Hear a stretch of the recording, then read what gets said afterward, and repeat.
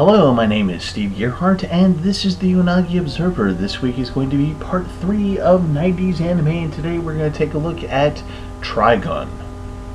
Like so many anime, Trigun stems from a manga version. It was originally written by Yasuhiro Naitao for just under a year at Shonen Captain in 1996.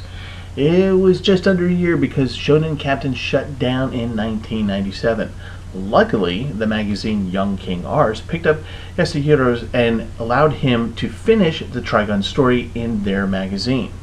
Madhouse picked up the rights to make an anime out of Trigun and released the final product in 1998. It was a 26-episode series that Americans would later get on the Cartoon Network in 2003.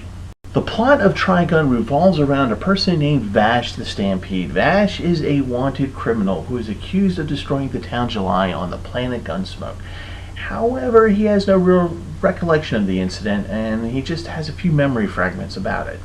Now, as he wanders around Gunsmoke trying to figure out his past, he gets into adventures where he tries to help with non-lethal force. He is a superb gunfighter and hand-to-hand combatant. However, he presents himself as a bit of a fool and kind of an idiot. In his wanderings, he does come across bounty hunters who are after his hefty price of $60 billion that has been placed on his head. Because of this, there is great property destruction wherever he goes. So he's also followed by two insurance agents who are trying to minimize the resulting damage. They don't do a very good job of it. Also along the way, he meets other characters, notably another mysterious gunslinger who acts as a priest of sorts, Nicholas D. Wolfwood. As he goes through Gunsmoke, he starts to remember more and more of his past, and this is in part due to an unknown villain who's actually orchestrating some of the events that Vash encounters. This anime Trigun is very much worth watching, and it is fairly accessible to most Americans, so it might be a good gateway anime for those who aren't familiar with anime. Part of the reason for this is that the anime is actually themed as a Western. From the name of the colonized world, which is Gunsmoke, to the fact that the planet is largely a desert, the Wild West trope works very well here. There's very little in the way of major scientific advances in Trigun.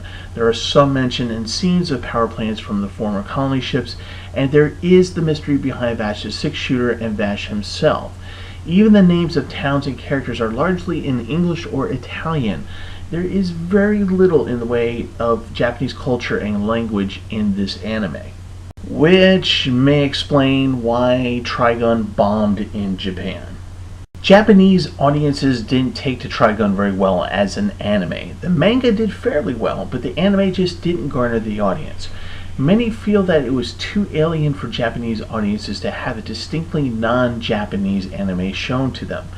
Manga can get away with these types of stories as they are written and can be thought over, comparing cultural differences at your leisure.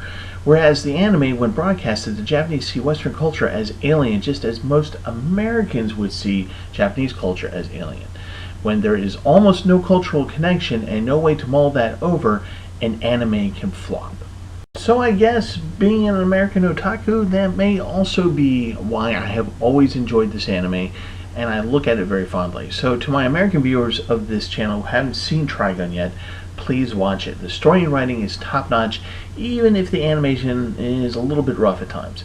Now, if you happen to be Japanese and have never seen this anime, I would suggest to you to take a moment to take a quick, just very quick, look at Wild West history of the United States, or at least gunslinger movies set in that time period. It'll give you a better understanding of the Trigun anime. Also, for any audience that hasn't watched Trigun yet, and this is an important point, it will give you a new appreciation for the power of a donut. Alright, that's it for this week. As always, thank you for watching, and if you liked this video, please click the like button, and hopefully you'll like it enough that you'll subscribe to my channel as well. My name is Steve Gearhart, this is the Unagi Observer, and I will see you guys next time.